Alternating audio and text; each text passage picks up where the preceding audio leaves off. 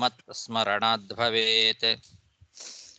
पृथ्वीमण्डलमध्यस्थाः पूर्णबोधमतानुगाः वैष्णवा विष्णुहृदयाः तान्नमस्ये गुरुन्मम।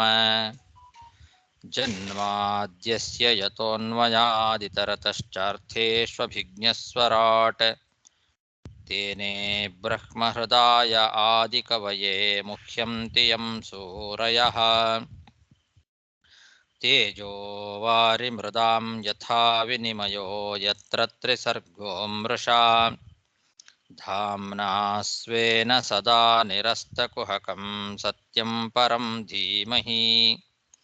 सृष्टिस्थित्यप्येहा नियतिदृशितमो बन्धमोक्षाश्च यस्मात् अस्य श्रीब्रह्मरुद्रप्रभृतिसुरनरद्वीष शत्रुत्मकस्य विष्णोर्व्यस्ताः समस्ताः सकलगुणनिधिः सर्वदोषव्यपेतः पूर्णानन्दो व्ययो यो गुरुरपि परमः चिन्तयेतं महान्तं।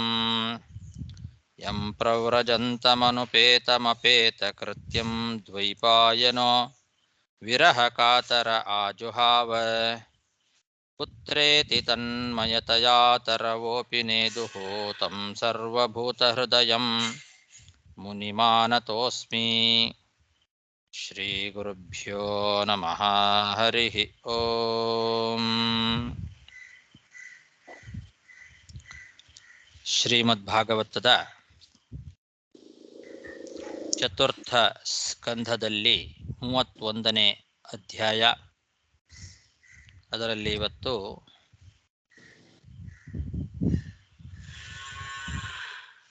23ನೇ ಶ್ಲೋಕ.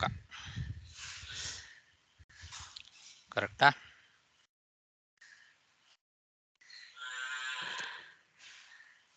23 ಗುರುಗಳೇ. ಹಾ,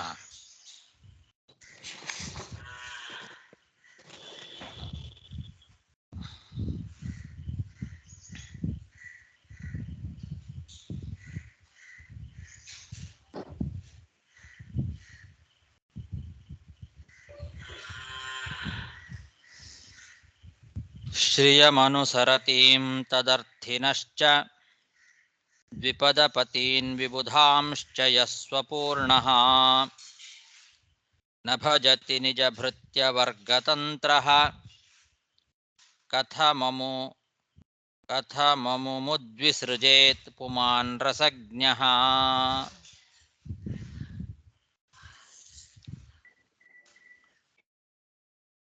ನಾರದ ಮಹರ್ಷಿಗಳು ಪ್ರಚೇತಸರಿಗೆ ಭಗವಂತನನ್ನ ಭಜನೆ ಮಾಡ್ರಿ ಎಂಬುದಾಗಿ ಉಪದೇಶ ಮಾಡ್ತಾ ಇದ್ದಾರೆ.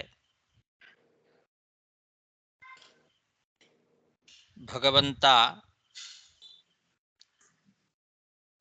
ತನಗೆ ಏನೂ ಪ್ರಯೋಜನ ಇಲ್ಲದೇ ಇದ್ದರೂ ಕೂಡ ಎಲ್ಲರೂ ಮಾಡುವ ಪೂಜೆಯನ್ನ ಸ್ವೀಕಾರ ಮಾಡ್ತಾನೆ. ಅವನು ಭಕ್ತವತ್ಸಲ. ಭಕ್ತರ ಮೇಲೆ ಅವನಿಗೆ ಅಷ್ಟು ವಾತ್ಸಲ್ಯ. ಅವನಿಗೆ ಸ್ವಯಂ ಲಕ್ಷ್ಮೀದೇವಿ ಆಗಿರ್ಬೋದು ಅಥವಾ ಬ್ರಹ್ಮಾದಿ ದೇವತೆಗಳಾಗಿರ್ಬೋದು, ಇವರು ಯಾರ ಅಗತ್ಯವೂ ಅವನಿಗೆ ಇಲ್ಲ. ಸ್ವಯಂ ಪರಿಪೂರ್ಣನಾದವನು, ಸದಾ ಪರಿಪೂರ್ಣ ಭಗವಂತ. ಭಕ್ತರಿಂದ ಅವನಿಗೆ ಏನೂ ಲಾಭ ಆಗಬೇಕಾಗಿಲ್ಲ. ಆದರೆ ಭಕ್ತರಿಗಾಗಿ ಆ ಭಕ್ತರಿಗೆ ವಶ ಆಗಿ ಬಿಡ್ತಾನೆ. ಯಾರು ತನ್ನನ್ನು ನಿರಂತರವಾಗಿ ಸೇವೆ ಮಾಡ್ತಾರೋ ಅಂಥವರಲ್ಲಿ ಮೊದಲನೆಯವಳು ಮಹಾಲಕ್ಷ್ಮೀ ದೇವಿ. ಆ ಮಹಾಲಕ್ಷ್ಮೀ ದೇವಿಯನ್ನಾಗಲಿ ಅಥವಾ ಆ ಮಹಾಲಕ್ಷ್ಮೀ ದೇವಿಯ ಅನುಗ್ರಹವನ್ನ ಬಯಸ್ತಕ್ಕಂತಹ ದೇವತೆಗಳು, ಬೇರೆ ದೇವತೆಗಳೇನಿದ್ದಾರಲ್ಲ ಆ ದೇವತೆಗಳಾಗಲಿ ಅಥವಾ ಭೂಮಿಯಲ್ಲಿ ಇರ್ತಕ್ಕಂತಹ ದೊಡ್ಡ ದೊಡ್ಡ ರಾಜ ಮಹಾರಾಜರುಗಳಾಗಲಿ ಇವರೆಲ್ಲರನ್ನೂ ಕೂಡ ಭಗವಂತ ಭಕ್ತಾಧೀನನಾದ್ದರಿಂದ ತನ್ನ ಭಕ್ತರು ಇವರು ಅನ್ನೋ ಒಂದೇ ಕಾರಣದಿಂದ ಸ್ವೀಕಾರ ಮಾಡ್ತಾನೆ ಹೊರತು ಅವನಿಗೆ ಇವರಿಂದ ಏನೂ ಲಾಭ ಇಲ್ಲ. ತನ್ನ ಲಾಭಕ್ಕೋಸ್ಕರ ಅವರನ್ನ ಸ್ವೀಕಾರ ಮಾಡೋದಲ್ಲ. ಯಾಕೆ? ತಾನು ಸ್ವಯಂ ಸದಾ ಪರಿಪೂರ್ಣನಾಗಿರ್ತಕ್ಕಂಥವನು. ಆದ್ದರಿಂದ ಅಂತಹ ಭಕ್ತವತ್ಸಲನಾದ ಭಗವಂತನನ್ನ ಕೃತಜ್ಞನಾಗಿರ್ತಕ್ಕಂತಹ ಭಕ್ತ ಯಾರು ತಾನೇ ಬಿಟ್ಟಿರ್ತಾನೆ? ಕಥಂ ಅಮುಂ ವಿಸೃಜೇತ್?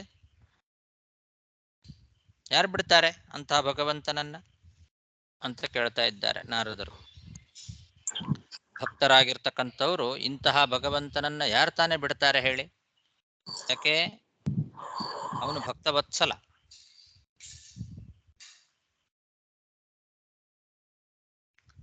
ಸ್ವಪೂರ್ಣ. ಸ್ವಪೂರ್ಣ ಅಂದ್ರೆ ಸ್ವಯಂ ಪರಿಪೂರ್ಣ ಅಂತ ಅರ್ಥ. ಯಾರಿಂದಲೂ ಅಲ್ಲ, ಸ್ವಯಂ ಪರಿಪೂರ್ಣನಾಗಿರ್ತಕ್ಕಂಥವನು ಅವನು. ಶ್ರಿಯಂ ಅನುಸರತೀಂ ತದರ್ಥಿನಶ್ಚ ದ್ವಿಪದ ಪತೀನ್ ವಿಬುಧಾಂಶ್ಚ ಅಂತ.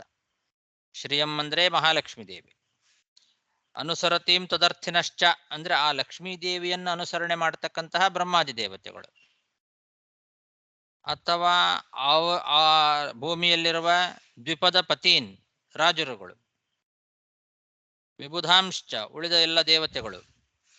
ಇವರು ಯಾರಿಂದಲೂ ಅವನಿಗೇನು ಆಗಬೇಕಾಗಿಲ್ಲ.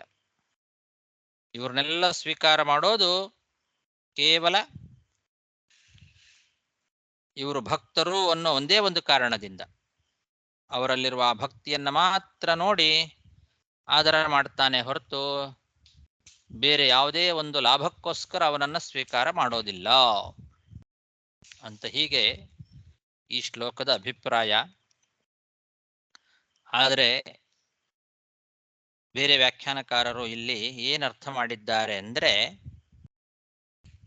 ಭಗವಂತ ಲಕ್ಷ್ಮೀ ಮತ್ತು ಬ್ರಹ್ಮಾದಿಗಳನ್ನ ಆದರ ಮಾಡೋದಿಲ್ಲ, ಭಕ್ತರನ್ನ ಸ್ವೀಕಾರ ಮಾಡ್ತಾನೆ ಅಂತ ಹಿಂಗೆ ಹೇಳಿಬಿಟ್ಟಿದ್ದಾರೆ. ಲಕ್ಷ್ಮಿ ಮತ್ತು ಬ್ರಹ್ಮಾದಿಗಳನ್ನ ಆದರ ಮಾಡೋದಿಲ್ಲ, ಆದ್ರೆ ಭಕ್ತರನ್ನ ಸ್ವೀಕಾರ ಮಾಡ್ತಾನೆ ಅಂತ. ಹಾಗಾದ್ರೆ ಲಕ್ಷ್ಮಿ ಮತ್ತು ಬ್ರಹ್ಮ ಇವರೆಲ್ಲ ಭಕ್ತರಲ್ಲ ಅಂತ ಹೇಳ್ದಂಗ ಆಯ್ತು ಅವ್ರ ಪ್ರಕಾರ. ಲಕ್ಷ್ಮಿ ಬ್ರಹ್ಮಾದಿಗಳನ್ನ ಆದರ ಮಾಡೋದಿಲ್ಲ, ಭಕ್ತರನ್ನ ಸ್ವೀಕಾರ ಮಾಡ್ತಾನೆ ಅಂದ್ರೆ ಏನರ್ಥ?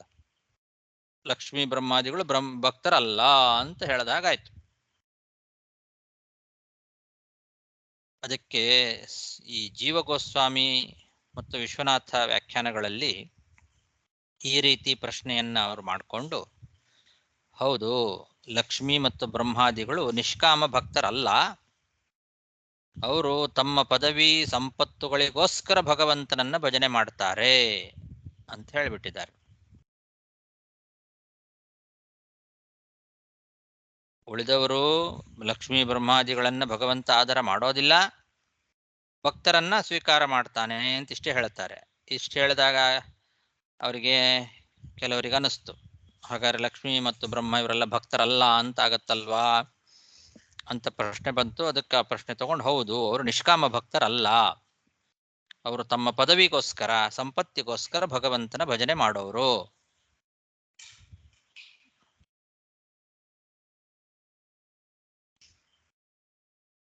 ಅದರಲ್ಲೂ ಸ್ವಲ್ಪ ಮುಂದೆ ಹೋಗಿ ಲಕ್ಷ್ಮೀ ಅಂದ್ರೆ ಇಲ್ಲಿ ಮತ್ತೊಬ್ಬ ಲಕ್ಷ್ಮಿ ಇದ್ದಾಳೆ ಅಂತ ಹೇಳ್ತಾರ ಅವರು. ಭಗವಂತನ ರಾಣಿಯಾದ ಲಕ್ಷ್ಮಿ ಅಲ್ಲ, ಅವಳು ನಿಷ್ಕಾಮ ಭಕ್ತಿಯನ್ನೇ ಮಾಡ್ತಾಳೆ. ಇಲ್ಲಿ ಲಕ್ಷ್ಮಿ ಅನ್ನೋ ಶಬ್ದಕ್ಕೆ ಮತ್ತೊಬ್ಬ ಲಕ್ಷ್ಮಿಯನ್ನು ತಗೊಳ್ಬೇಕು. ಅದು ಯಾರು ಅಂದ್ರೆ ಈ ಜಗದಧಿಷ್ಠಾತ್ರಿ ಲಕ್ಷ್ಮಿ, ಜಗತ್ತಿನ ಅಧಿಷ್ಠಾತ್ರಿಯಾದಂತಹ ಒಬ್ಬ ಲಕ್ಷ್ಮಿ ಇದ್ದಾಳಂತೆ. ಅವಳು ಜಗತ್ತಿನ ಸಂಪತ್ತಿಗೋಸ್ಕರ ಭಗವಂತನನ್ನ ಭಜನೆ ಮಾಡ್ತಾಳಂತೆ. ಅವಳನ್ನ ಇಲ್ಲಿ ಹೇಳಿದ್ದಾರೆ. ಅವಳು ನಿಷ್ಕಾಮ ಭಕ್ತಳಲ್ಲ. ಭಗವಂತನ ಮಹಾರಾಣಿ ಲಕ್ಷ್ಮೀದೇವಿ ಅವಳು ನಿಷ್ಕಾಮ ಭಕ್ತಳೆ ಅಂತ ಹಿಂಗೆಲ್ಲ ಏನೇನೋ ವ್ಯಾಖ್ಯಾನ ಮಾಡಿದ್ದಾರೆ. ಲಕ್ಷ್ಮಿ ಅಂದರೆ ಇಬ್ಬರು ಲಕ್ಷ್ಮಿ ಇದ್ದಾರಂತೆ.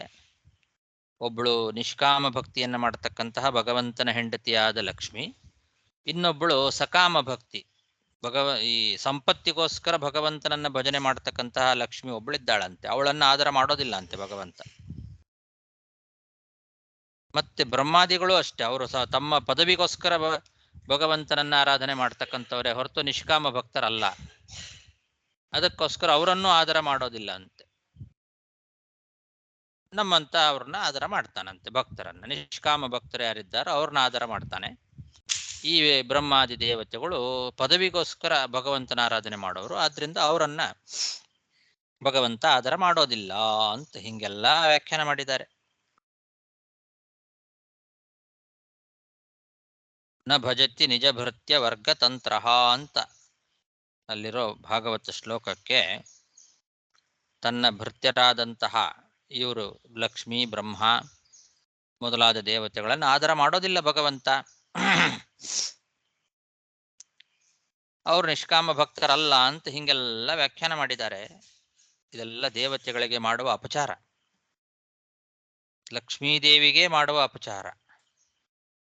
ಅವರು ಯಾರು ಇನ್ನೊಬ್ರು ಒಂದು ಹೆಜ್ಜೆ ಮುಂದೆ ಹೋಗಿ ಅದು ಆ ಲಕ್ಷ್ಮಿ ಅಲ್ಲ, ಅವಳು ಜಗದಧಿಷ್ಠಾತ್ರಿ ಆದ ಮತ್ತೊಬ್ಬ ಲಕ್ಷ್ಮಿ, ಅವಳು ಜಗತ್ ಸಂಪತ್ತಿಗೋಸ್ಕರ ಭಗವಂತನ ಭಜನೆ ಮಾಡೋಳು, ಅವಳಿಗೆ ನಿಷ್ಕಾಮ ಭಕ್ತಿ ಇಲ್ಲ. ಈ ಲಕ್ಷ್ಮಿ ಭಗವಂತನ ಹೆಂಡತಿ ಲಕ್ಷ್ಮಿ ಇದ್ದಾಳಲ್ಲ, ಅವಳು ನಿಷ್ಕಾಮ ಭಕ್ತಳೆ ಅಂತ ಹಿಂಗೆಲ್ಲ ವಿಚಿತ್ರವಾಗಿ ಕಲ್ಪನೆ ಮಾಡಿದ್ದಾರೆ.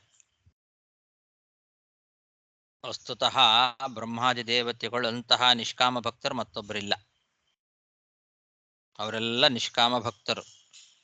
ಅವರು ಯಾವತ್ತೂ ಪದವಿಯನ್ನ ಬಯಸಿ ತಮ್ಮ ಸುಖಕ್ಕೋಸ್ಕರ ಭಗವಂತನ ಭಜನೆ ಮಾಡಿದವರೇ ಅಲ್ಲ. ಪದವಿ ಅನ್ನೋ ಅಗತ್ಯವೇ ಇಲ್ಲ ಅವರಿಗೆ. ಆ ಪದವಿಯೂ ಕೂಡ ತಮ್ಮ ಸುಖಕ್ಕಾಗಿಯೇ ಅವರು ಬಯಸಿದ್ದಲ್ಲ. ಭಗವಂತ ಆಜ್ಞೆ ಮಾಡಿದ, ಭಗವಂತನ ಆಜ್ಞಾನುಸಾರ ಭಗವಂತನ ಸೇವೆ ಮಾಡಬೇಕು ಅನ್ನೋದಕ್ಕೋಸ್ಕರ ಪದವಿಯನ್ನು ಬಯಸ್ತಾರಷ್ಟೇ. ಅವರು ತಮ್ಮ ಸುಖಕ್ಕೋಸ್ಕರ ಆ ಪದವಿಯನ್ನ, ಬ್ರಹ್ಮ ಪದವಿಯನ್ನಾಗ್ಲಿ, ರುದ್ರ ಪದವಿಯನ್ನಾಗ್ಲಿ, ಇಂದ್ರ ಪದವಿಯನ್ನಾಗ್ಲಿ ಇವರೆಲ್ಲ ಬಯಸೋದು ಭಗವಂತನ ಸೇವೆ ಮಾಡಲಿಕ್ಕೆ ಒಂದು ಒಳ್ಳೆ ಅವಕಾಶ. ಭಗವಂತ ಆಜ್ಞೆ ಮಾಡಿದ್ದಾನೆ ಅನ್ನೋ ಕಾರಣದಿಂದ ಬಯಸ್ತಾರೆ ಹೊರತು ಯಾರು ತಮ್ಮ ಸುಖಕ್ಕೋಸ್ಕರ ಬಯಸ್ತಕ್ಕಂಥವ್ರಲ್ಲ. ಈ ಎಲ್ಲಾ ದೇವತೆಗಳು ಕೂಡ ನಿಷ್ಕಾಮ ಭಕ್ತರು. ಆದ್ರಿಂದ ಭಗವಂತ ಅವರನ್ನ ಆದರ ಮಾಡೋದಿಲ್ಲ ಅಂತಿಲ್ವೇ ಇಲ್ಲ. ಆದರೂ ಇಲ್ಲಿ ನ ಭಜತಿ ಅಂತಿದೆ ಅಲ್ವಾ, ಆದರ ಮಾಡೋದಿಲ್ಲ ಅಂತಂದಿದೆ ಅಲ್ವಾ. ಅದಕ್ಕೇನರ್ಥ ಅಂದ್ರೆ ಭಗವಂತ ತನ್ನ ಸುಖಕ್ಕೋಸ್ಕರ ಈ ಲಕ್ಷ್ಮೀ ಬ್ರಹ್ಮ ಮೊದಲಾದ ದೇವತೆಗಳನ್ನ ಆದರ ಮಾಡೋದಿಲ್ಲ ಅಂತ ಹಾಗರ್ಥ. ಅವರನ್ನ ಭಕ್ತರು ಅನ್ನೋ ಒಂದೇ ಕಾರಣದಿಂದ ಆದರ ಮಾಡ್ತಾನೆ ಹೊರತು ತನ್ನ ಸುಖಕ್ಕೋಸ್ಕರ ಆದರ ಮಾಡೋದಿಲ್ಲ ಅಂತ ಹಾಗ ಅಭಿಪ್ರಾಯ ಅದು. ಇದರಿಂದ ಭಗವಂತನ ಪರಿಪೂರ್ಣತ್ವ, ಅಲ್ಲಿ ಸ್ವಪೂರ್ಣ ಅಂತಿದೆ ಅಲ್ವಾ ಮುಂದೆ, ಅದಕ್ಕೆ ಕಾರಣ ಅಲ್ಲೇ ಕೊಟ್ಟಿದ್ದಾರೆ. ಯಹ ಸ್ವಪೂರ್ಣ, ಅವನು ಪರಿಪೂರ್ಣ. ಆದ್ರಿಂದ ತನ್ನ ಸುಖಕ್ಕೋಸ್ಕರ ಇವರು ಯಾರನ್ನೂ ಕೂಡ ಅವನು ಆದರ ಮಾಡೋದಿಲ್ಲ ಹೊರತು ಅವರೆಲ್ಲ ಭಕ್ತರು ಅನ್ನೋ ಕಾರಣದಿಂದಲೇ ಆದರ ಮಾಡ್ತಾನೆ. ತನಗೇನು ಆಗಬೇಕಾಗಿಲ್ಲ ಅಂತ ಇಷ್ಟು ಚೆನ್ನಾಗಿದೆ ಈ ಶ್ಲೋಕ. ಅದನ್ನ ಅವರು ಏನೇನೋ ವ್ಯಾಖ್ಯಾನ ಮಾಡಿದ್ದಾರೆ. ಮಧ್ವಾಚಾರ್ಯರು ಈ ಸಂದರ್ಭದಲ್ಲಿ ನಮಗೆ ಆ ತಂತ್ರ ಭಾಗವತದ ಒಂದು ಶ್ಲೋಕವನ್ನು ಉದಾಹರಿಸಿ ತಿಳಿಸಿಕೊಡ್ತಾರೆ, ಪ್ರಮಾಣ ಕೊಟ್ಟು ಹೇಳ್ತಾರೆ. ಶ್ರಿಯಂ ದೇವಾಂಶ್ಚ ಭೃತ್ಯತ್ವಾನ್ ಮನುತೆ ಬಹುಕೇಶವಃ ನಾತ್ಮಾರ್ಥಾಯ ಯತಸ್ತೇತು ಭಕ್ತ್ಯಾ ಸರ್ವೋತ್ತಮೋತ್ತಮಾಃ ಇತಿ ಚ.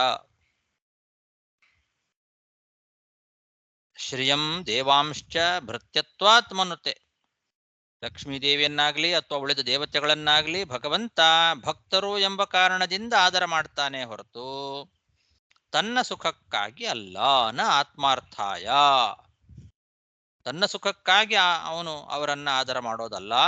ಅವರೆಲ್ಲ ಭಕ್ತರು ಅನ್ನೋ ಕಾರಣದಿಂದ ಅವರನ್ನೆಲ್ಲ ಆದರ ಮಾಡ್ತಾನೆ ಭಗವಂತ. ಯಾಕೆ ಅವರು ಭಕ್ತಿಯ ವಿಷಯದಲ್ಲಿ ನಮಗೆಲ್ಲರಿಗಿಂತಲೂ ಉತ್ತಮರು, ಉತ್ತಮರಿಗಿಂತ ಉತ್ತಮರವರಲ್ಲ. ಲಕ್ಷ್ಮೀ ಬ್ರಹ್ಮ ಮೊದಲಾದ ದೇವತೆಗಳು ಉತ್ತಮೋತ್ತಮರವರು. ಭಕ್ತಿಯ ಸರ್ವೋತ್ತಮೋತ್ತಮಾಹ, ಭಕ್ತಿಯಿಂದ ಸರ್ವೋತ್ತಮರವರು.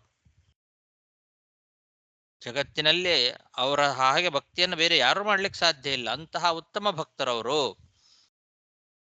ಅಂತ ಇಷ್ಟು ಸ್ಪಷ್ಟವಾಗಿ ತಂತ್ರ ಭಾಗವತ ನಮಗೆ ತಿಳಿಸಿಕೊಡ್ತಾ ಇದೆ. ಈ ವಾಕ್ಯವನ್ನು ಮಧ್ವಾಚಾರ್ಯರು ಉದಾಹರಿಸಿ ಈ ಶ್ಲೋಕದ ಅಭಿಪ್ರಾಯ ಏನು ಇಟ್ಟುಕೊಳ್ಬೇಕು ಅನ್ನೋದನ್ನು ಸ್ಪಷ್ಟಪಡಿಸಿದ್ದಾರೆ. ಅವರೆಲ್ಲ ಭಗವಂತನನ್ನ ಪೂಜೆ ಮಾಡೋದು, ಭಗವಂತನ ಆಜ್ಞಾನುಸಾರ ಭಗವಂತನ ಸೇವೆ ಅನ್ನೋದಕ್ಕೋಸ್ಕರ ಅವರೆಲ್ಲ ಆ ಪದವಿಯನ್ನು ಅಪೇಕ್ಷೆ ಪಡ್ತಾರೆ ಹೊರತು ಅವ್ರು ಯಾರು ಸಕಾಮ ಭಕ್ತರಲ್ಲ. ಇವರು ಹೇಳೋ ಹಾಗೆ ಅವರೆಲ್ಲ ನಿಷ್ಕಾಮ ಭಕ್ತರಲ್ಲ ಅಂತ ದೇವತೆಗಳಿಗೆಲ್ಲ ಮಹಾ ಅಪಚಾರವನ್ನು ಮಾಡಿದ್ದಾರೆ ಬೇರೆ ವ್ಯಾಖ್ಯಾನಕಾರರು. ಮಧ್ವಾಚಾರ್ಯರು ಮಾತ್ರ ಈ ಭಾಗವತದ ನಿಜವಾದ ಅಭಿಪ್ರಾಯವನ್ನು ತಿಳಿಸಿಕೊಟ್ಟು ವೇದವ್ಯಾಸ ದೇವರ ಸಿದ್ಧಾಂತವನ್ನ ಅವರ ಮನಸ್ಸಿನಲ್ಲಿರೋದನ್ನ ಸರಿಯಾಗಿ ನಮಗೆ ತಿಳಿಸಿಕೊಟ್ಟಂತಹ ದೊಡ್ಡ ಗುರುಗಳು ಮಧ್ವಾಚಾರ್ಯರು ಮಾತ್ರ. ಶ್ರಿಯಮನುಸರತೀಂ ತದರ್ಥಿನಶ್ಚ ದ್ವಿಪದಪತೀನ್ ವಿಬುಧಾಂಶ್ಚ ಯಸ್ವಪೂರ್ಣಃ ನ ಭಜತಿ ನಿಜ ಭೃತ್ಯ ವರ್ಗತಂತ್ರಃ ಕಥಮಮುದ್ವಿಸೃಜೇತ್ ಪುಮಾನ್ ರಸಜ್ಞಃ. ಆಚಾರ್ಯ ಈ ತರ ಅವ್ರು ಹೇಳ್ತಾ ಇರ್ಲಿ, ಅವರು ಎರಡು ಲಕ್ಷ್ಮೀದೇವಿ, ನಿಷ್ಕಾಮದ ಲಕ್ಷ್ಮೀದೇವಿ, ಸಕಾರ್ಮ ಲಕ್ಷ್ಮೀದೇವಿ ಅಂತಲ್ಲ, ಅದಕ್ಕೆ ಅವ್ರು ಯಾವ್ದೋ ಪ್ರಮಾಣ ಕೊಡ್ತಾರೆ? ಏನು ಪ್ರಮಾಣ ಕೊಡೋದಿಲ್ಲ ಅವರೆಲ್ಲ, ಏನು ಪ್ರಮಾಣಗಳೆಲ್ಲ ಏನು ಕೊಡೋದಿಲ್ಲ. ಸುಮ್ಮನೆ ಅವರವರ ಕಲ್ಪನೆ ಮಾಡಿ ಒಬ್ಬೊಬ್ರು ಒಂದೊಂದು ರೀತಿ ವ್ಯಾಖ್ಯಾನ ಮಾಡಿದ್ದಾರೆ. ಯಾರು ಕೂಡ ಏನು ಪ್ರಮಾಣ ಕೊಟ್ಟಿಲ್ಲ. ಬಟ್ ಆತರ ಎಲ್ಲ ವಾಕ್ಯ ಬರ್ತೀಯ, ವೇದ ವಾಕ್ಯ ಮತ್ತು ಈ ತರ ಎರಡು ಲಕ್ಷ್ಮೀದೇವಿ ವೇದಗಳು ಇಲ್ಲ ಇಲ್ಲ. ಎರಡು ಲಕ್ಷ್ಮೀ ಹಂಗ ಲಕ್ಷ್ಮೀದೇವಿ ಬಗ್ಗೆ ಬೇಕಾದಷ್ಟು ಕಥೆಗಳಿದೆ, ಬೇಕಾದಷ್ಟು ವಾಕ್ಯಗಳಿದ್ದಾವೆ. ಮಹಾಲಕ್ಷ್ಮೀ ದೇವಿನೇ ನಾನಾ ರೂಪಗಳನ್ನು ಧಾರಣೆ ಮಾಡಿ ಕೆಲವು ಸಲ ಲೋಕ ಇದಕ್ಕೋಸ್ಕರ ಏನದು ಶಿಕ್ಷಣಕ್ಕೋಸ್ಕರನೂ ಮಾಡೋದುಂಟು. ಭಗವಂತನ ಅವತಾರಗಳಲ್ಲಿ ತಾನು ಮನುಷ್ಯರಂತೆ ಅವತಾರ ಮಾಡೋದು, ತಾನು ಜಪ ಮಾಡೋದು, ಪೂಜೆ ಮಾಡೋದು, ತಪಸ್ಸು ಮಾಡೋದು, ಇದೆಲ್ಲ ಮಾಡ್ತಾನಲ್ವಾ ಲೋಕ ಶಿಕ್ಷಣಕ್ಕೋಸ್ಕರ. ಹಾಗೆ ಲಕ್ಷ್ಮೀ ದೇವಿನೂ ಮಾಡ್ತಾಳಷ್ಟೇ. ಆ ಥರದ ವಾಕ್ಯಗಳಿದ್ದಾವೆ. ಅವಳು ಜಗತ್ತಿನ ಅಧಿಷ್ಠಾತ್ರಿ, ಅವಳು ಜಗದಧಿಷ್ಠಾತ್ರಿ ಆಗಿ ಅವಳು ಭಗವಂತನನ್ನ ಜಗತ್ತಿನ ಉಳಿವಿಗೋಸ್ಕರ ಭಗವಂತನ ಆರಾಧನೆ ಮಾಡ್ತಾಳೆ ಅಂತ ಬೇಕಾದಷ್ಟು ವಾಕ್ಯಗಳಿದ್ದಾವೆ. ಹಾಗಂದುಕೊಳ್ಳಿ ಅವಳು ನಿಷ್ಕಾಮ ಭಕ್ತಳಲ್ಲ, ಸಂಪತ್ತಿಗೋಸ್ಕರ ಭಗವಂತನನ್ನ ಅವಳು ಮಾಡಿದ್ದಾಳೆ ಅಂತ ಹಿಂಗೆಲ್ಲ ವ್ಯಾಖ್ಯಾನ ಮಾಡ್ಬಿಡೋದಾ? ಅದಕ್ಕೆ ಹಂಗಾರೆ ನಿಷ್ಕಾಮ ಭಕ್ತಳಲ್ಲ ಅಂದ್ಕೊಳ್ಳೇನೆ ಅಪಚಾರ ಆಗತ್ತೆ ಅಂತ ಹೇಳಿ ಇನ್ನೊಬ್ಳು ಲಕ್ಷ್ಮಿ ಅವಳು ನಿಷ್ಕಾಮ ಭಕ್ತಳಲ್ಲ ಅಂದ್ರೆ ಅವಳಿಗೆ ಅಪಚಾರ ಮಾಡೋದಂಗ ಆಗೋದಿಲ್ವೇ? ಅವಳು ಹಂಗಾರೆ ಭಕ್ತಳಲ್ವೇ? ಅವಳು ಇನ್ನೊಬ್ಳು ಲಕ್ಷ್ಮಿ ಇದ್ದಾಳೆ ಜಗದಧಿಷ್ಠಾತ್ರಿ, ಅವಳು ನಿಷ್ಕಾಮ ಭಕ್ತಳಲ್ಲ ಅಂದ್ರೆ? ಬಟ್ ನಾವು ಮುಂಚೆ ನೋಡಿದಾರೆ, ದೇವ್ರು ಸೃಷ್ಟಿ ಮಾಡಂತಾರೆ 24 ತತ್ವ ಸೃಷ್ಟಿ ಮಾಡಿದ, ಆಗ ಎಲ್ಲ ಒಳ ಹೋದ್ರು, ಹಾಗೂ ಬ್ರಹ್ಮಾಂಡ ಕ್ರಿಯೇಟ್ ಮಾಡ್ಬಿಟ್ಟು ಆಮೇಲೆ ತಿರುಗಿ ಹೋಗಿ ಪ್ರಾರ್ಥನಾ ಮಾಡ್ತಾರೆ, ಆಮೇಲೆ ಬ್ರಹ್ಮಾಂಡ ಎಲ್ಲ ಕ್ರಿಯೇಟ್ ಆಗ್ತಾರೆ. ನಾವು ಮುಂಚೆ ಕೂಡ ನೋಡಿದ್ವಿ ನಾವು, ರೈಟ್? ಅವ್ರಿಗೆ ಕೈಲಾಗಲ್ಲ, ಬ್ರಹ್ಮದೇವರು ಎಲ್ಲಾ ದೇವತೆಗಳು ಎಂಬ ಒಂದು ಪ್ರಸಂಗನ ನಾವು ನೋಡಿರಿ ನಾವು. ಸೊ ಆ ವಾಕ್ಯನಿಟ್ಟು ಈ ತರ ಅವ್ರು ಹೇಳ್ತಾರೆ.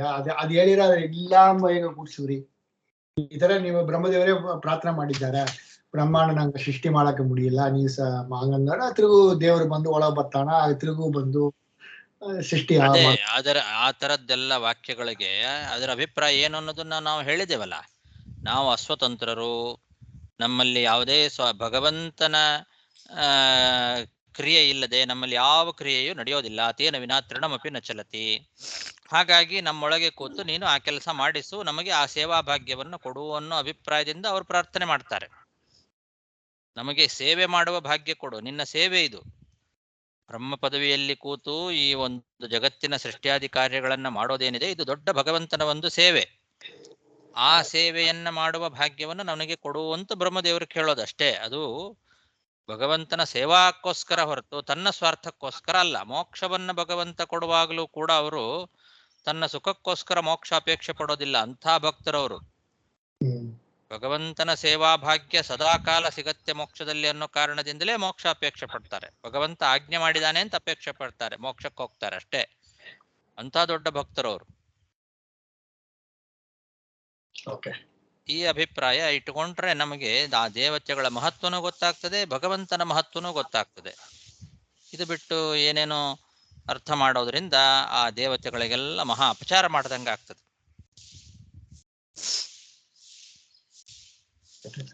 ಮುಂದೆ 24ನೇ ಶ್ಲೋಕ ನೋಡ್ರಿ. ಭವತಾಂ ವಂಶಧುರ್ಯೋ ಭೂತ್ ಧ್ರುವಶ್ಚಿತ್ರರಥಸ್ವರಾಟ್ ಗುರುದಾರವಚೋ ಬಾಣೈಃ ನಿರ್ಭಿಣ್ಣ ಹೃದಯೋರ್ಭಕಃ.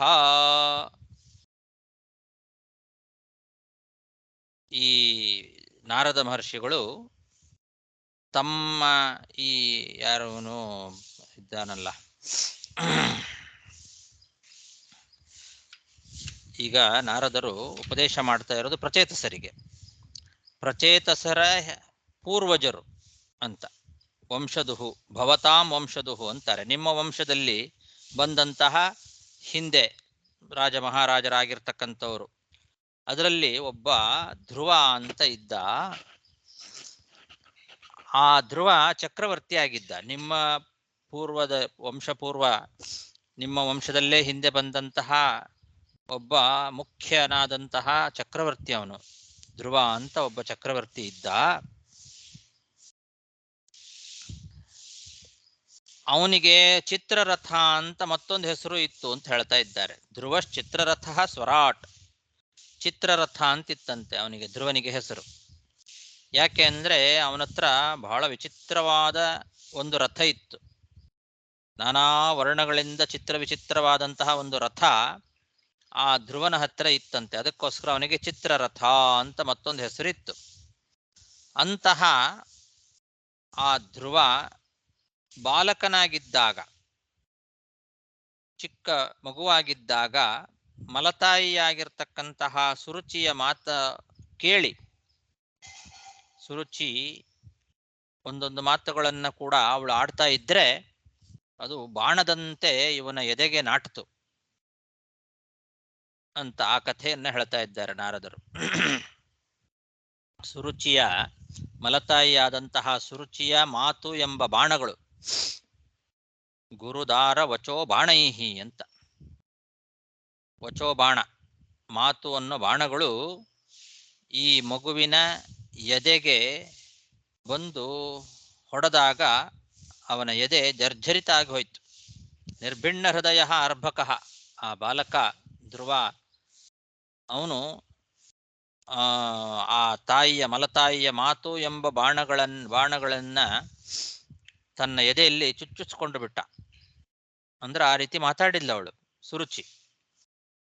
ಭವತಾಂ ವಂಶಧುರ್ಯೋ ಭೂತ್ ಧ್ರುವಶ್ಚಿತ್ರರಥಸ್ವರಾಟ್ ಗುರುದಾರವಚೋ ಬಾಣೈಃ ನಿರ್ಭಿಣ್ಣ ಹೃದಯೋರ್ಭಕಃ ತ್ಯಕ್ತ್ವಾ ಸ್ತ್ರೈಣಂ ಚ ತಂ ಗಚ್ಚನ್ ದೃಷ್ಟೋ ಮೇ ಪತ್ಯುದಾರದೀಃ ಪಂಚವರ್ಷೋ ಮದಾದೇಶೈಃ ಸಂರಾಧ್ಯ ಪುರುಷೇಶ್ವರಂ.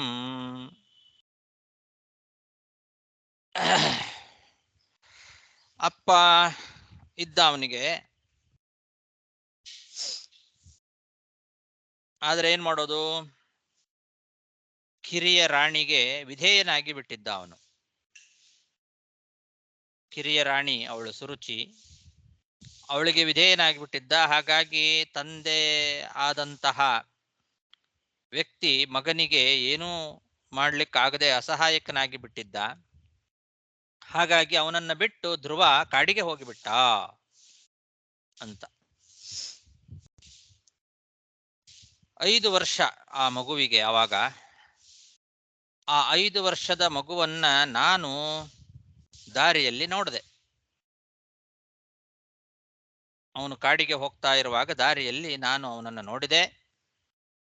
ಆದರೆ ವರ್ಷ ಮಾತ್ರ ಅವನಿಗೆ 5, ಆದರೆ ಅವನ ಮನೋಬಲ ಮಾತ್ರ ಬಹಳ ಇತ್ತು. 5 ವರ್ಷ ಆಗಿದ್ರೂ ಕೂಡ ಒಳ್ಳೆ ಮನೋಬಲ ಇತ್ತು ಅವನ ಹತ್ರ. ಹಾಗಾಗಿ ನಾನು ಅವನಿಗೆ ಉಪದೇಶ ಮಾಡಿದೆ. ನಾನು ಮಾಡಿದ ಉಪದೇಶಗಳಿಂದ ಅವನು ಪುರುಷೇಶ್ವರನಾಗಿರ್ತಕ್ಕಂತಹ ಭಗವಂತನ ಆರಾಧನೆ ಮಾಡಿದ. ಸಂರಾಧ್ಯ ಪುರುಷೇಶ್ವರಂ. ತ್ಯಕ್ತ್ವಾ ಸ್ತ್ರೈಣಂ ಚ ತಂ ಗಚ್ಚನ್ ದೃಷ್ಟೋ ಮೇ ಪಥ್ಯುದಾರಧೀಃ. ಸ್ತ್ರೈಣ ಅಂತಂದ್ರೆ ಆ ಕಿರಿಯ ಹೆಂಡತಿಗೆ ಸೋತು ಬಿಟ್ಟಿದ್ದ ಅವನು ಅಂತ ಅರ್ಥ, ವಿಧೇಯನಾಗಿಬಿಟ್ಟಿದ್ದ. ಪಂಚವರ್ಷೋ ಮದಾದೇಶೈಃ ಸಂರಾಧ್ಯ ಪುರುಷೇಶ್ವರಂ ತತ್ಪರಂ ಸರ್ವಧಿಷ್ಣೇಭ್ಯೋ ಮಾಯಾಧಿಷ್ಠಿತಮಾರುಹತ್ ಮುನಯೋದ್ಯಾಪ್ಯುದೀಕ್ಷಂತೆ ಪರಂ ನಾಪುರವಾಂಗ್ ನೃಪಾಃ. ನಾನು ಮಾಡಿದ ಉಪದೇಶದಿಂದಲೇ ಅವನು ಉತ್ತಮವಾದ ಭಗವಂತನ ಆರಾಧನೆಯನ್ನ ಮಾಡಿ ಇವತ್ತಿಗೂ ಕೂಡ ಎಲ್ಲರೂ ಹೊಗಳತಕ್ಕಂತಹ ಒಂದು ಉತ್ತಮವಾದ ಲೋಕವನ್ನ ಏರಿದ್ದಾನೆ ಅಂತ ಹೇಳ್ತಾ ಇದ್ದಾರೆ ನಾರದರು. ಅಂತರಿಕ್ಷದಲ್ಲಿ ಎಲ್ಲ ಲೋಕಗಳಿಗಿಂತ ಮೇಲಿನ ಲೋಕ ಧ್ರುವಲೋಕ, ಅಂತಹ ಧ್ರುವಲೋಕವನ್ನ ಏರಿದ್ದಾನೆ. ಆ ಪುರುಷೋತ್ತಮನ ಆರಾಧನೆಯನ್ನ ಮಾಡಿದರ ಫಲ ಇದು. ಆ ಮಗುವನ್ನ ನಾನು 5 ವರ್ಷನಾಗಿದ್ದಾಗ ಆ ಮಗುವನ್ನ ನೋಡಿ ನಾನು ಅವನಿಗೆ ಉಪದೇಶ ಮಾಡಿದೆ. ನನ್ನ ಉಪದೇಶಗಳ ಅನುಸಾರವಾಗಿ ಅವನು ಹೋಗಿ ಭಗವಂತನ ಆರಾಧನೆಯನ್ನ ಮಾಡಿದ. ವಾಸುದೇವ ರೂಪಿಯಾದ ಭಗವಂತನ ಆರಾಧನೆಯನ್ನ ಮಾಡಿ ಅಂತರಿಕ್ಷದಲ್ಲೇ ಎತ್ತರವಾದ ಲೋಕ, ಅಂತಹ ಉತ್ತಮವಾದ ಧ್ರುವಲೋಕವನ್ನು ಪಡೆದಿದ್ದಾನೆ. ಆ ಲೋಕದಲ್ಲಿ ಸರ್ವೋತ್ತಮನಾದ ಶಿಂಶುಮಾರ ರೂಪಿಯಾದ ಭಗವಂತ ಸದಾ ವ್ಯಕ್ತನಾಗಿ ವಾಸ ಮಾಡ್ತಾನೆ. ಅವ್ಯಕ್ತ ಸ್ವರೂಪಿಯಾದ ಭಗವಂತ ಆ ಲೋಕದಲ್ಲಿ ಧ್ರುವಲೋಕದಲ್ಲಿ ಶಿಂಶುಮಾರ ರೂಪಿಯಾಗಿ ಸದಾ ವ್ಯಕ್ತವಾಗಿಯೇ ಕಾಣಿಸ್ಕೊಂಡೇ ವಾಸ ಮಾಡಿಕೊಂಡಿದ್ದಾನೆ. ಅಂತಹ ಉತ್ತಮವಾದ ಲೋಕ ಅದು. ಇವತ್ತಿಗೂ ಕೂಡ ಆ ಲೋಕದ ಒಳಗೆ ಯಾರೂ ಹೋಗಲಿಕ್ಕೆ ಸಾಧ್ಯ ಇಲ್ಲ. ಎಂತಹ ದೊಡ್ಡ ರಾಜ ಮಹಾರಾಜರುಗಳಾಗಿರಲಿ, ಸಾಮಾನ್ಯ ಋಷಿಗಳಾಗಲಿ, ಅವರೆಲ್ಲ ಆ ಧ್ರುವನ ಸ್ಥಾನವನ್ನ ದೂರದಿಂದ ನಿಂತು ನೋಡಬಹುದಷ್ಟೇ ಹೊರತು ಒಳಗೆ ಹೋಗ್ಲಿಕ್ಕೆ ಸಾಧ್ಯ ಇಲ್ಲ ಅಂತ. ಎಲ್ಲರೂ ಅಲ್ಲ, ಸಾಮಾನ್ಯ ಋಷಿಗಳಿಗೆ ಹೋಗ್ಲಿಕ್ಕೆ ಸಾಧ್ಯ ಇಲ್ಲ, ರಾಜರುಗಳಿಗೆ ಹೋಗ್ಲಿಕ್ಕೆ ಸಾಧ್ಯ ಇಲ್ಲ. ಎಲ್ಲ ಹಿಂದೆ ಹೇಳಿದ್ದಾರೆ ಅದರ ಬಗ್ಗೆ.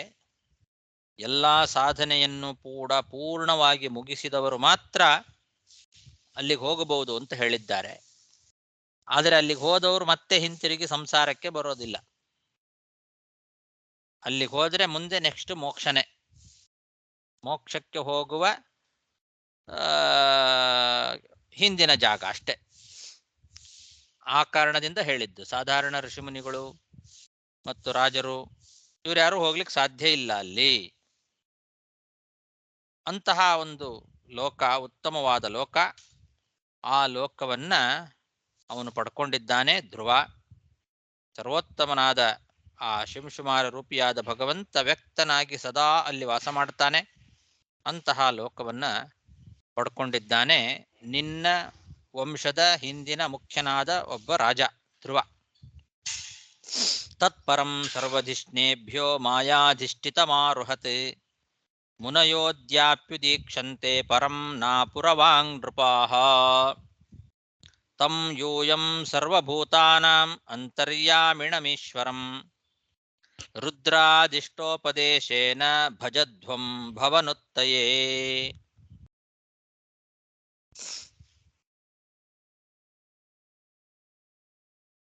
ಇಲ್ಲಿ ಹಿಂದಿನ ಶ್ಲೋಕದಲ್ಲಿ ಒಂದು ಸ್ವಲ್ಪ ವಿಷಯ ಹೇಳಬೇಕು. ಬೇರೆ ವ್ಯಾಖ್ಯಾನಕಾರರು ಈ ಶ್ಲೋಕವನ್ನು ತಗೊಂಡಿಲ್ಲ. ತತ್ಪರಂ ಸರ್ವಧಿಷ್ಣೇಭ್ಯೋ ಮಾಯಾಧಿಷ್ಠಿತಂ ಆರುಹತ್ ಮುನಯೋ ಅದ್ಯಾಪಿ ಉದೀಕ್ಷಂತೆ ಪರಂ ನಾಪುರವಾಂಗ್ ನೃಪಾಃ ಅಂತನ್ನ ಈ ಪೂರ್ಣ ಶ್ಲೋಕ ಬೇರೆ ವ್ಯಾಖ್ಯಾನಕಾರರ ಪಾಠದಲ್ಲಿಲ್ಲ. ಇಲ್ಲಿ ಮಧ್ವಾಚಾರ್ಯರು ಒಂದು ತಾತ್ಪರ್ಯವನ್ನು ಕೊಟ್ಟಿದ್ದಾರೆ. ಸರ್ವೋತ್ತಮತ್ವಾದ್ವಿಷ್ಣುರ್ಹಿ ಮಾಯ ಇತ್ಯೇವ ಶಬ್ದ್ಯತೆ ಇತಿ ವ್ಯೋಮ ಸಂಹಿತಾಯಾಂ ದೇವಾನತ್ಯುತ್ತಮ ಮುನೀನ್ ವಿನಾ ಕೇ ಶೈಂಶುಮಾರಕಂ ಹರೇರ್ಗೃಹಂ ಪ್ರವಿಷ್ಟಾಸ್ತು ಧ್ರುವೋ ದೇವಾಶ್ಚ ತದ್ಗತಾಃ ಇತಿ ಮಾತ್ಸೆ ಅಂತ. ಧ್ರುವಲೋಕ ಏನಿದೆ ಆ ಲೋಕವನ್ನ ಬೇರೆ ಯಾರೂ ಪ್ರವೇಶ ಮಾಡಲಿಕ್ಕೆ ಸಾಧ್ಯ ಇಲ್ಲ ಅಂತ ಹೇಳಿದ್ರಲ್ವಾ, ಅದರ ಬಗ್ಗೆ ಮತ್ಸ್ಯ ಪುರಾಣದ ಒಂದು ಶ್ಲೋಕವನ್ನ ಉದಾಹರಿಸ್ತಾ ಇದ್ದಾರೆ. ಮತ್ತೆ ಇಲ್ಲಿ ಮಾಯಾಧಿಷ್ಠಿತಂ ಅಂತಿದೆ. ಮಾಯಾಧಿಷ್ಠಿತ ಆ ಲೋಕ ಅಂದ್ರೆ ಏನರ್ಥ? ಮಾಯಾ ಅಂದ್ರೆ ಶಿಂಶುಮಾರ ರೂಪಿಯಾದ ಸರ್ವೋತ್ತಮನಾದ ಭಗವಂತ, ಅವನಿಂದ ಅಧಿಷ್ಠಿತವಾದ ಲೋಕ ಅಂತ ಅರ್ಥ ಅದಕ್ಕೆ. ಅದನ್ನ ವ್ಯೋಮ ಸಂಹಿತಾ ವಾಕ್ಯದಿಂದ ತಿಳಿಸಿಕೊಡ್ತಾ ಇದ್ದಾರೆ ಮಧ್ವಾಚಾರ್ಯರು. ವಿಷ್ಣು ಸರ್ವೋತ್ತಮತ್ವಾತ್ ಮಾಯಾ ಇತ್ಯೇವ ಶಬ್ದತೆ. ಸರ್ವೋತ್ತಮನಾದ್ದರಿಂದ ಆ ವಿಷ್ಣು ಮಾಯಾ ಎಂಬುದಾಗಿ ಕರೆಸ್ಕೊಳ್ತಾನೆ ಅಂತ ವ್ಯೋಮ ಸಂಹಿತ ಹೇಳ್ತಾ ಇದೆ. ಹಾಗಾಗಿ ಮಾಯಾಧಿಷ್ಠಿತಂ ಅಂದ್ರೆ ಸರ್ವೋತ್ತಮನಾದ ಭಗವಂತನಿಂದ ಅಧಿಷ್ಠಿತವಾದ ಲೋಕ ಅಂತ ಗೊತ್ತಾಗ್ತದೆ. ಇನ್ನು ಆ ಲೋಕಕ್ಕೆ ಯಾರೂ ಪ್ರವೇಶ ಮಾಡಲಿಕ್ಕೆ ಸಾಧ್ಯ ಇಲ್ಲ. ಮುನಯೋಪಿ ಅದ್ಯಾಪಿ ಉದೀಕ್ಷಂತೆ, ದೂರದಿಂದ ನೋಡಬಹುದಷ್ಟೇ, ನೋಡಬಹುದೇ ಹೊರತು ಒಳಗೆ ಹೋಗ್ಲಿಕ್ಕೆ ಸಾಧ್ಯ ಇಲ್ಲ ಅಂತ ಇದೆ. ಅದರ ಅಭಿಪ್ರಾಯವನ್ನ ಮತ್ಸ್ಯ ಪುರಾಣ ತಿಳಿಸ್ತಾ ಇದೆ. ದೇವಾನ್ ಅತ್ಯುತ್ತಮ ಮುನೀನ್ ವಿನಾ ಕೇ ಶೈಂಶುಮಾರಕಂ ಹರೇಹೇ ಗೃಹಂ ಪ್ರವಿಷ್ಟಾಸ್ತು ಧ್ರುವೋ ದೇವಾಶ್ಚ ತದ್ಗತಾಃ ಅಂತ. ದೇವತೆಗಳು ಮತ್ತು ಅತ್ಯುತ್ತಮರಾದ ಮುನಿಗಳು ಹೋಗಬಹುದು. ಅವರನ್ನ ಬಿಟ್ಟು ಬೇರೆ ಯಾರು ಕೂಡ, ಅತ್ಯುತ್ತಮರಾದ ಮುನಿಗಳನ್ನ ಬಿಟ್ಟು ಸಾಧಾರಣ ಮುನಿಗಳಾಗಲಿ ಅಥವಾ ರಾಜರುಗಳಾಗಲಿ ಅವ್ರು ಹೋಗ್ಲಿಕ್ಕೆ ಸಾಧ್ಯ ಇಲ್ಲ ಅಂತ. ಕೈ ಶೈಂಶುಮಾರಕಂ, ಶಿಂಶುಮಾರ ಮೂರ್ತಿಯ ಸ್ಥಾನವಾದ ಆ ಭಗವಂತನ ಮಂದಿರವನ್ನ ಅಂದ್ರೆ ಧ್ರುವಲೋಕವನ್ನ ಯಾರು ತಾನೇ ಪ್ರವೇಶ ಮಾಡ್ತಾರೆ ಅಂತ ಆ ಅಭಿಪ್ರಾಯ. ಹಾಗಾಗಿ ಅಲ್ಲಿ ಧ್ರುವ ಇದ್ದಾನೆ ಮತ್ತು ಎಲ್ಲ ದೇವತೆಗಳು ಅತ್ಯುತ್ತಮರಾದಂತಹ ಋಷಿಮುನಿಗಳು ಇದ್ದಾರೆ ಅಂತ ಹೇಳ್ತಾ ಇದೆ ಮತ್ಸ್ಯ ಪುರಾಣ. ಧ್ರುವೋ ದೇವಾಶ್ಚ ತದ್ಗತಾಃ ಅಂದ್ರೆ ಧ್ರುವ ಮತ್ತು ದೇವಾಹ ದೇವತೆಗಳು ಮತ್ತು ತದ್ಗತಾಹ ದೇವತೆಗಳು ಮತ್ತು ಅತ್ಯುತ್ತಮ ಮುನಿ ಅಂತ ಹಿಂದೆ ಹೇಳಿದ್ದಾರೆ. ಅತ್ಯುತ್ತಮ ಮುನಿನ್ ವಿನ, ದೇವಾನ್ ಅತ್ಯುತ್ತಮ ಮುನಿನ್ ವಿನ, ಅತ್ಯುತ್ತಮರಾದ ಮುನಿಗಳನ್ನು ಬಿಟ್ಟು ಬೇರೆ ಯಾರು ಹೋಗ್ಲಿಕ್ಕೆ ಸಾಧ್ಯ ಇಲ್ಲ ಅಂತ. ಹಾಗಾಗಿ ಅತ್ಯುತ್ತಮರಾದ ಮುನಿಗಳು ಇದ್ದಾರೆ ಮತ್ತು ದೇವತೆಗಳಿದ್ದಾರೆ, ಧ್ರುವ ಇದ್ದಾನೆ. ಅಂತಹ ಲೋಕ ಅದು ಶಿಂಶುಮಾರ ಮೂರ್ತಿಯ ವಾಸಸ್ಥಾನ. ಅಂತಹ ಲೋಕಕ್ಕೆ ಸಾಧಾರಣ ಮುನಿಗಳಾಗಲಿ ಅಥವಾ ರಾಜ ಮಹಾರಾಜರು ಚಕ್ರವರ್ತಿಗಳಾಗಲಿ ಅವರು ಯಾರು ಹೋಗ್ಲಿಕ್ಕೆ ಸಾಧ್ಯ ಇಲ್ಲ. ಅಂತಹ ಲೋಕ ಪಡ್ಕೊಂಡಿದ್ದಾನೆ ನಿನ್ನ ವಂಶ ಪೂರ್ವಜನಾಗಿರ್ತಕ್ಕಂತಹ ಧ್ರುವ ಅಂತ ಅರ್ಥ. ತಂ ಯೂಯಂ ಸರ್ವಭೂತಾನಾಂ ಅಂತರ್ಯಾಮಿಣಮೀಶ್ವರಂ ರುದ್ರಾದಿಷ್ಟೋಪದೇಶೇನ ಭಜದ್ವಂ ಭವನುತ್ತಯೇ.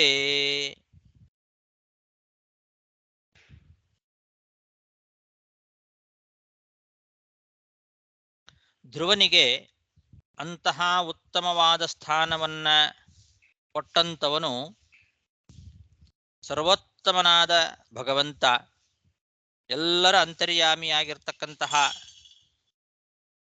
ಎಲ್ಲರಿಗೂ ಸ್ವಾಮಿಯಾಗಿರ್ತಕ್ಕಂತಹ ಆ ಪ್ರಭು ಒಡೆಯ.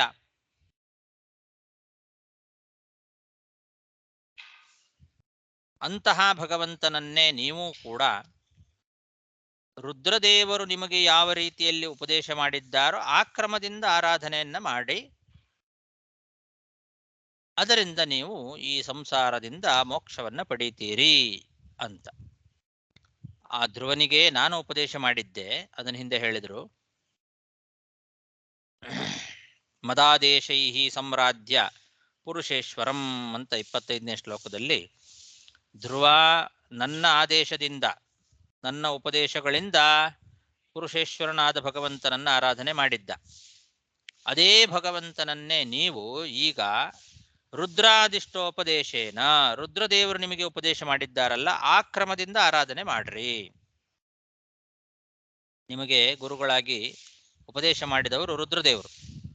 ಆ ರುದ್ರದೇವರ ಉಪದೇಶದ ಕ್ರಮದಿಂದ ಅದೇ ಭಗವಂತನನ್ನೇ ಯಾವ ಭಗವಂತ ನಿಮ್ಮ ಪೂರ್ವಜನಾದಂತಹ ಧ್ರುವನಿಗೆ ಆ ಉತ್ತಮವಾದ ಲೋಕವನ್ನು ಕರುಣಿಸಿಕೊಟ್ಟಿದ್ದಾನೋ ಅದೇ ಭಗವಂತನನ್ನ ನೀವು ಈಗ ರುದ್ರದೇವರು ಮಾಡಿದ ಉಪದೇಶದ ಕ್ರಮದಿಂದ ಆರಾಧನೆಯನ್ನ ಮಾಡಿ ಈ ಸಂಸಾರದಿಂದ ಮೋಕ್ಷವನ್ನು ಪಡೆಯಿರಿ. ಭಜದ್ವಂ ಭಜನುತ್ತಯೇ ಭವನುತ್ತಯೇ.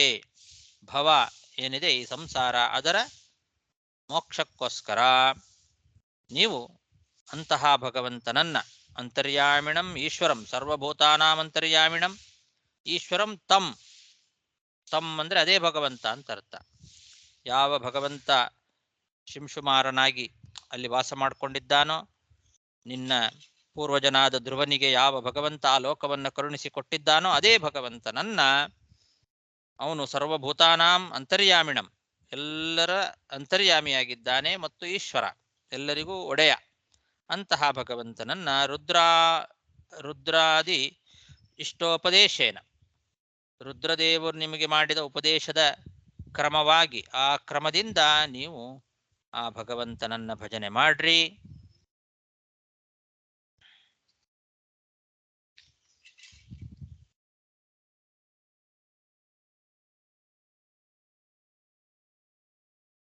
ಅದರಿಂದ ನೀವು ಸಂಸಾರವನ್ನು ದಾಟ್ತೀರಿ. ಭವನುತ್ತಯೇ, ಈ ಸಂಸಾರದ ನಿವೃತ್ತಿಗೋಸ್ಕರ ಆ ರುದ್ರದೇವರು ಮಾಡಿದ ಉಪದೇಶದ ಮಂತ್ರ ಏನಿದೆ ಆ ಮಂತ್ರದಿಂದ ನೀವು ಆರಾಧನೆ ಮಾಡ್ರಿ ಅಂತ ನಾರದ ಮಹರ್ಷಿಗಳು ಪ್ರಚೇತಸರಿಗೆ ಹೇಳ್ತಾ ಇದ್ದಾರೆ. ತಂ ಯೋಯಂ ಸರ್ವಭೂತಾನಾಂ ಅಂತರ್ಯಾಮಿಣಮೀಶ್ವರಂ ರುದ್ರಾದಿಷ್ಟೋಪದೇಶೇನ ಭಜಧ್ವಂ ಭವನುತ್ತಯೇ. ಇಷ್ಟು ನಾರದ ಮಹರ್ಷಿಗಳು ಪ್ರಚೇತಸರಿಗೆ ಮಾಡಿದ ಉಪದೇಶ. ಅಲ್ಲಿಗೆ 27 ಶ್ಲೋಕ ಆಯಿತು. ಮುಂದೇನಾಯಿತು ಅಂತ ಮೈತ್ರೇಯರು ಹೇಳ್ತಾರೆ. ಅದನ್ನು ಮತ್ತೆ ನಾಳೆ ದಿವಸ ನೋಡೋಣ. ಶ್ರೀಕೃಷ್ಣಾರ್ಪಣಮಸ್ತು. ಒಂದು 2 ಪ್ರಶ್ನೆ. ಹೋದ ಶ್ಲೋಕದಲ್ಲಿ ಹೇಳ್ತಾರೆ, ಅಪ್ಪರೇ ಹೇಳಿರಿ ನೀವು ಸರ್ವೋತ್ತಮತ್ವಾತ್ ವಿಷ್ಣೋಹೋ ಈ ಮಾಯ ಇತಿ ಏವ ಶಬ್ಯತ. ಅಲ್ಲಿ ಒಂದು ಅವ್ರು ಹಿ ಎಂಬ ಶಬ್ದಕ್ಕೆ ಬಂದು ವಿಷ್ಣೋಹೋ ಇತಿ, ಅಲ್ಲಿ ಪ್ರಕಾಶಿಕಲ್ಲಿ ವಿಷ್ಣೋಹೋ ಇತಿ ಸಂಬಂಧ ಹಿ ಶಬ್ದೇನ ಮಾಯಾನಾಂ ಪ್ರಧಾನಾಂ ಅಯಂ ಸ್ವಾಮಿ ಇತಿ ಮಾಯಗ ಸರ್ವೋತ್ತಮ ಇತಿ ನಿರ್ವಚನಂ ಪ್ರಸಿದ್ಧಮಿತಿ ಸೂಚಯತಿ. ಮಾಯಾನಾಂ ಅಂದ್ರೆ ಪ್ರಧಾನಾಮ ಒಂದು ಅವ ಬಂದು ಸ್ವಾಮಿ ಅಂತ ಏನ್ ಹೇಳ್ತಾರೆ? ಎಲ್ಲಿ ಹೇಳ್ತಾ ಇದ್ದೀರಿ? ಪ್ರಕಾಶ್ ಅಲ್ಲಿ ಒಂದು ಸರ್ವೋತ್ತಮತ್ವಾತ್ ವಿಷ್ಣು ಹಿ ಮಾಯ ಇತಿ ಏವ ಶಬ್ಯತ ಇಲ್ಲಿ ಕೊಟ್ಟಿದ್ದಲ್ಲ ಇತಿ ಹಿ ಶಬ್ದೇನ ಮಾಯಾನಾಂ ಪ್ರಧಾನಾನಾಂ ಅಯಂ ಸ್ವಾಮಿ ಇತಿ ಮಾಯಃ ಸರ್ವೋತ್ತಮಃ ಇತಿ ನಿರ್ವಚನಂ ಪ್ರಸಿದ್ಧಂ ಇತಿ ಸೂಚಯತಿ. ಅದಾ? ಅದೇ ಹಿ ಅನ್ನೋ ಶಬ್ದ ಪ್ರಸಿದ್ಧಿಯನ್ನು ಸೂಚನೆ ಮಾಡತಕ್ಕಂತಹ ಶಬ್ದ ಅಲ್ವಾ? ಇಲ್ಲಿ ಪ್ರಕೃತದಲ್ಲಿ ಈ ಮಾಯಾಧಿಷ್ಠಿತಂ ಅನ್ನೋ ಶಬ್ದಕ್ಕೆ ಸರ್ವೋತ್ತಮನಾದ ಭಗವಂತನಿಂದ ಅಧಿಷ್ಠಿತವಾದದ್ದು ಅನ್ನೋ ಅರ್ಥ ಮಾಯಾ ಅನ್ನೋ ಶಬ್ದವನ್ನು ಒಡೆದು ನೋಡೋದಾಗಲೇ ಗೊತ್ತಾಗ್ತದೆ. ಮಾಯಾನಾಂ ಪ್ರಧಾನಾನಾಂ ಅಯಂ ಸ್ವಾಮಿ ಇತಿ ಮಾಯಃ. ಮಾಯಾ ಅನ್ನೋ ಶಬ್ದಕ್ಕೆ ಪ್ರಧಾನಾನಾಂ ಅಯಂ ಸ್ವಾಮಿ, ಮಾಯಾ ಅನ್ನೋ ಶಬ್ದಕ್ಕೆ ಪ್ರಧಾನ ಅಂತ ಅರ್ಥ. ಪ್ರಧಾನಾನಾಂ ಅಯಂ ಸ್ವಾಮಿ, ಎಲ್ಲ ಪ್ರಧಾನರು ಯಾರ್ಯಾರಿದ್ದಾರೋ ಎಲ್ಲರಿಗೂ ಇವನು ಒಡೆಯ ಅಂದ್ರೆ ಸರ್ವೋತ್ತಮ ಅಂತನ್ನೋದು ಮಾಯಾ ಅನ್ನೋ ಶಬ್ದದಿಂದಲೇ ಗೊತ್ತಾಗ್ತದೆ. ಅದಕ್ಕೆ ಸರ್ವೋತ್ತಮತ್ವಾತ್ ಮಾಯಾ ಇತ್ಯ ಶಬ್ದತೆ. ಅವನು ಸರ್ವೋತ್ತಮನಾದ್ರಿಂದ ಮಾಯಾ ಅಂತ ಕರೆಸ್ಕೊಳ್ತಾನೆ. ಸರ್ವೋತ್ತಮನಾದ್ರಿಂದ ಮಾಯಾ ಹೇಗಾಗಬೇಕು? ಮಾಯಾಗೂ ಸರ್ವೋತ್ತಮಕ್ಕೂ ಏನು ಸಂಬಂಧ ಅಂದ್ರೆ ಮಾಯಾ ಅಂದ್ರೆ ಮಾಯಾನಾಂ ಪ್ರಧಾನಾನಾಂ ಅಯಂ ಸ್ವಾಮಿ ಇತಿ ಮಾಯಃ. ಹಾಗಾಗಿ ಮಾಯಾ ಅಂದ್ರೆ ಸರ್ವೋತ್ತಮ ಅನ್ನೋದು ಆ ಶಬ್ದವನ್ನು ಒಡೆದು ನೋಡಿದಾಗಲೇ ಗೊತ್ತಾಗತ್ತೆ ಅನ್ನೋದು ಹಿ ಅನ್ನೋ ಶಬ್ದದಿಂದ ಸೂಚಿತವಾಗಿದೆ. ಸೊ ಅಲ್ಲಿ ಮಾಯಾಮ ಶಬ್ದ ದಂಡಿ ಅರ್ಥ ಇದೆ. ಮಾಯಾನ ದಂಡಿ ಅರ್ಥ ಇಲ್ಲಿ ಬಂದು ಈ ಪ್ರಸಂಗದಲ್ಲಿ ಬಂದು ಈ ಪ್ರಸಂಗದಲ್ಲಿ ಸರ್ವೋತ್ತಮ ಅಂತ ಅರ್ಥ. ಪ್ರಧಾನ ತಗೊಂಡು ಅಲ್ಲಿ ಅದಕ್ಕೆ ಸ್ವಾಮಿ ಪ್ರಧಾನಾನಾಂ ಅಯಂ ಅವರಿಗೆಲ್ಲ ಸ್ವಾಮಿ ಇವನು, ಆದ್ರಿಂದ ಮಾಯಾ. ಅದೇ ಸ್ವಾಮಿ ಎಂಬುದು ಈ ಶಬ್ದ ಬಂದು ತೋರಿಸುತ್ತೆ ಹೇಳ್ತಾರೆ. ಅಲ್ಲ, ಮಾಯಾ ಅಂದ್ರನೇ ಅರ್ಥ ಅದಕ್ಕೆ. ಪ್ರಧಾನಾನಾಂ ಸ್ವಾಮಿ ಅಂತ ಅರ್ಥ ಮಾಯಾ. ಓಕೆ. ಇದು ಮಾಯಾ ಅನ್ನೋ ಶಬ್ದದ ಅರ್ಥದಲ್ಲೇ ಸರ್ವೋತ್ತಮತ್ವ ಅನ್ನೋದಿದೆ ಅನ್ನೋದನ್ನ ಈ ಶಬ್ದ ತೋರಿಸ್ತದೆ ಅಂತ ಅರ್ಥ. ಸರ್ವೋತ್ತಮತ್ವಾತ್ ವಿಷ್ಣುರ್ಹಿ ಮಾಯ ಇತ್ಯೇವ ಶಬ್ದತೆ. ಓಕೆ. ಅದೇ ವಾಕ್ಯ ಆಚಾರ್ಯ, ಹರೇಹೇ ಗೃಹಂ ಪ್ರವಿಷ್ಟಾಹ ತು ಧ್ರುವೋ ದೇವಾಹ ಚ ತದ್ಗತಾಹ.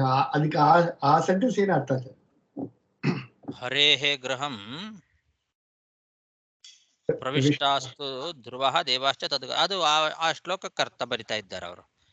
ಮತ್ಸ್ಯ ಪುರಾಣದಲ್ಲಿ ಹರೇರ್ ಗೃಹಂ ಪ್ರವಿಷ್ಟಾಸ್ತು ಧ್ರುವೋ ದೇವಾಶ್ಚ ತದ್ಗತಾಹ ಅಂತಿದೆ.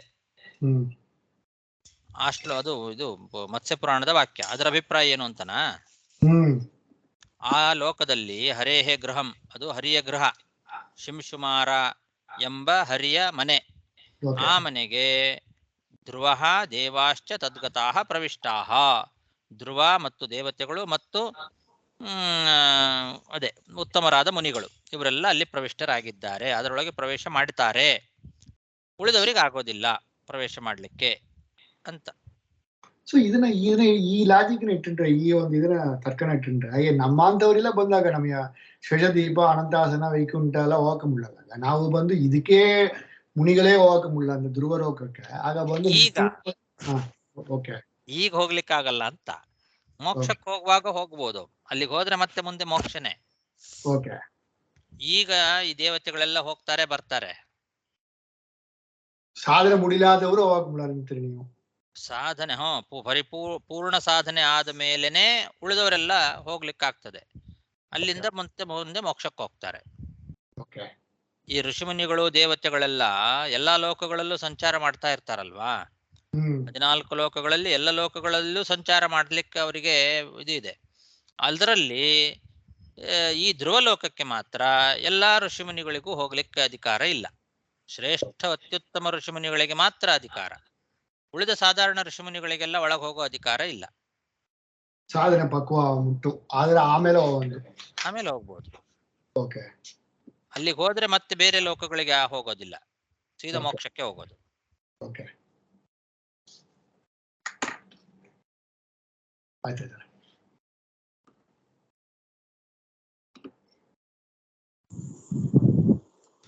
ನಮಸ್ಕಾರ ಆಚಾರ್ಯ. ನಾಳೆಗೆ ಈ ಸ್ಕಂದ ಮುಗಿಯುತ್ತೆ. ನಮಸ್ಕಾರ.